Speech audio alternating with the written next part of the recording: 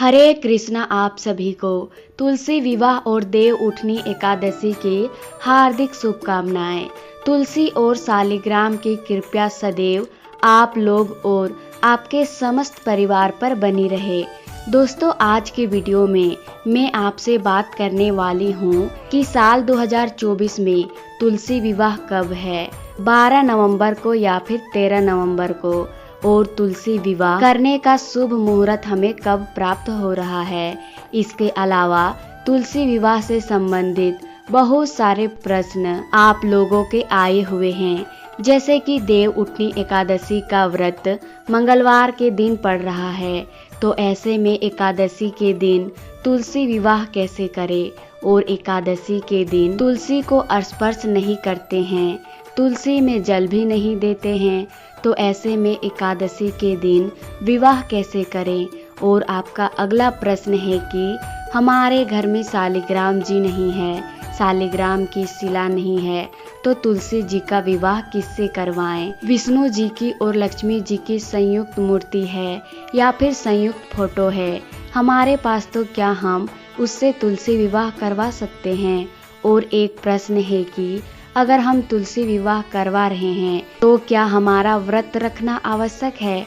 तो इसी प्रकार के बहुत सारे प्रश्न हैं। आपके सभी प्रश्नों के उत्तर, हर प्रकार के संशय का समाधान आज की वीडियो में आपको मिल जाएगा, तो वीडियो को अंत तक जरूर देखिए। सबसे पहले जानते हैं कि तुलसी विवाह हमें कब करना चाहिए, 12 नवंबर को या फिर 13 नवंबर को। तो देखिए, शास्त्रों के अनुसार एकादशी के दिन मतलब देव उठनी एकादशी के दिन जब भगवान श्री विष्णु जागृत अवस्था में आते हैं, तो भगवान विष्णु के शालिग्राम स्वरूप का विवाह करवाया जाता है तुलसी के साथ। मतलब एकादशी के दिन ही जब भगवान श्री हरि विष्णु को हम जगाते हैं, तो उसके बाद से भगवान श्री विष्णु के शालिग्राम स्वरूप और तुलसी का विवाह संपन्न करते हैं। तो इसके अनुसार 12 नवंबर को एकादशी के दिन तुलसी विवाह किया जाएगा। अच्छा, कई स्थानों पर 13 नवंबर को भी तुलसी विवाह करेंगे, मतलब दोनों ही दिन तुलसी विवाह के लिए शुभ माना जाएगा। तो ऐसे में 12 नवंबर और 13 नवंबर दोनों ही दिन तुलसी विवाह के लिए शुभ है, लेकिन फिर भी 12 नवंबर को विवाह करना, तुलसी विवाह करवाना यह ज़्यादा श्रेष्ठ है। तुलसी का विवाह हम करते हैं प्रदोष काल में, संध्या काल में, और संध्या काल में द्वादशी तिथि भी आपको प्राप्त हो जाएगी। ऐसे में अगर आप यह कहते हैं कि तुलसी विवाह द्वादशी के दिन हम करते हैं, तो द्वादशी में भी आपको 12 नवंबर को ही प्राप्त हो रहा है। 13 नवंबर की संध्या काल में द्वादशी नहीं है। सुबह से लेकर और दोपहर 1:01 तक द्वादशी रहेगी। 13 नवंबर को उसके बाद से ही त्रयोदशी तिथि प्रारंभ हो जाएगी। 12 नवंबर को दोपहर में 4:04 तक आपको एकादशी की तिथि प्राप्त होगी। उसके बाद द्वादशी तिथि रहेगी। तो संध्या काल यानी कि 12 नवंबर की संध्या काल को द्वादशी तिथि है। ऐसे में एकादशी और द्वादशी दोनों तिथियों का संगम हो जा रहा है। 12 नवंबर को तो तुलसी विवाह करना ज़्यादा श्रेष्ठ होगा। बाकी अगर आपके यहाँ 13 नवंबर को तुलसी विवाह कर रहे हैं तो बिल्कुल आप कर सकते हैं। वैसे भी अगर आप किसी कारणवश एकादशी और द्वादशी दोनों दिन भी तुलसी विवाह नहीं करवा पाते, तो पूर्णिमा को भी करवा सकते हैं। अब अगर आप कहीं बाहर हैं या फिर आपके पीरियड्स की अवस्था है, तब कि किसी भी कारणवश अगर आप तुलसी का विवाह एकादशी और द्वादशी इन दोनों तिथियों में भी नहीं कर पाते हैं, तो ऐसे में देव दीपावली पर भी आप तुलसी विवाह संपन्न कर सकते हैं। और अब जानते हैं कि तुलसी विवाह करने का शुभ मुहूर्त क्या है। तुलसी विवाह का शुभ मुहूर्त आपको प्राप्त हो रहा है 12 नवंबर को शाम को 5:02 से शाम 7:53 तक। तो जो भी भक्त 12 नवंबर को तुलसी विवाह कर रहे हैं, इसी शुभ मुहूर्त में आपको तुलसी विवाह संपन्न करनी है।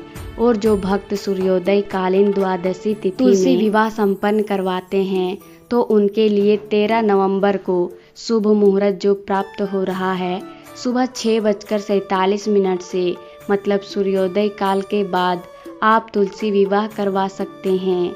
इसके बाद जो पहला मुहूर्त आपको प्राप्त हो रहा है सुबह 8:06 से सुबह 9:26 तक, यह अमृत सर्वोत्तम मुहूर्त है। दूसरा शुभ मुहूर्त है शुभ उत्तम मुहूर्त सुबह 10:04 से दोपहर 12:05 तक।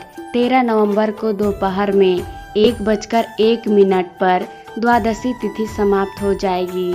इसीलिए यह दोनों शुभ मुहूर्त आपको जो प्राप्त हो रहे हैं, इसी शुभ मुहूर्त में आपको तुलसी विवाह संपन्न करवाना है।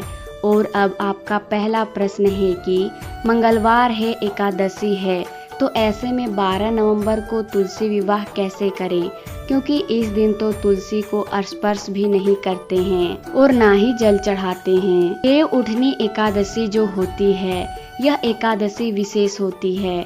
इस दिन तुलसी विवाह होता है, ऐसा शास्त्रों में भी वर्णित है। तो ऐसे में इस दिन तुलसी में हम जल भी दे देते हैं थोड़ा सा, क्योंकि हमें अभिषेक करना होता है।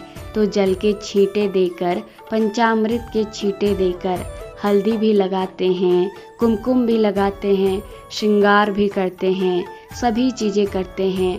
और यह कोई हम अपने आप नहीं करते, ऐसा ही शास्त्रों में वर्णित है कि हम एकादशी के दिन तुलसी विवाह करें। तो ये हम अपने आप तो नहीं कर रहे हैं, जैसा हमारे शास्त्रों में कहा गया है हम उसी प्रकार से करते हैं, तो हमें कोई दोष नहीं है।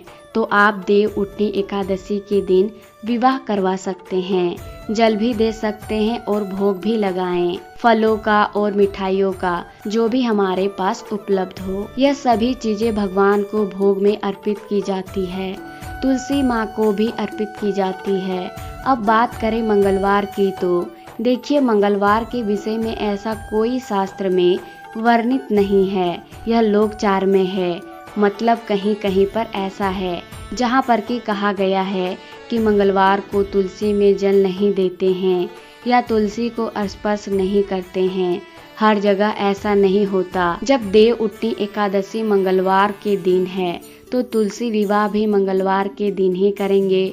कोई दिक्कत नहीं है, कोई दोष नहीं है।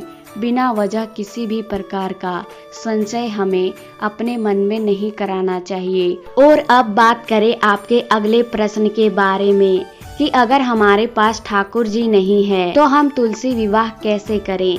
देखिए, भगवान विष्णु की कोई भी प्रतिमा हो या फिर भगवान कृष्ण की कोई भी प्रतिमा हो, तो आप उनसे विवाह संपन्न करवा सकते हैं।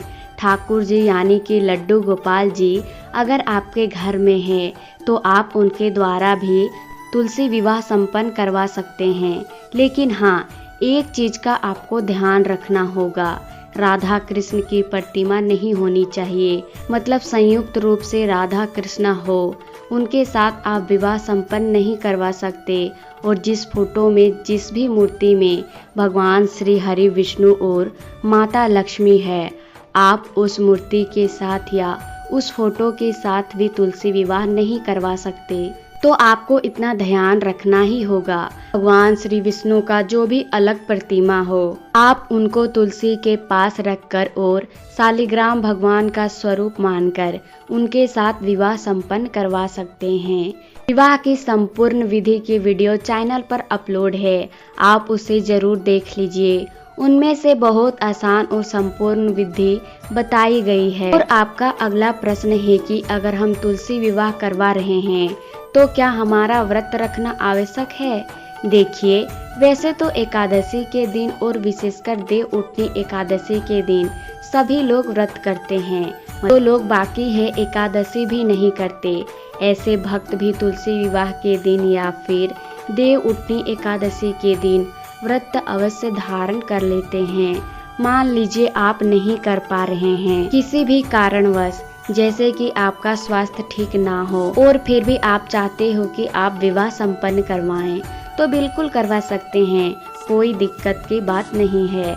आप इतना ध्यान रखिए कि फल इत्यादि के द्वारा पूरे दिन रहिए और फिर शाम को विवाह संपन्न करके उसके बाद ही शुद्ध और सात्विक भोजन कर लीजिए। फिर शाम को तुलसी विवाह संपन्न करवाइए उसके बाद आप भोजन कर सकते हैं, कोई दिक्कत नहीं है। तो जो भक्त व्रत करते हैं वो तो पूरे दिन रात्रि का व्रत ही रखेंगे और फिर द्वादशी तिथि में व्रत का पारण कर लेंगे, तो उनके लिए कोई समस्या नहीं है। जो भक्त व्रत नहीं रख रहे हैं उनकी अगर बात करें तो आप चाहे तो सात्विक भोजन के द्वारा भी नियम पालन करते हुए तुलसी विवाह संपन्न कर सकते हैं।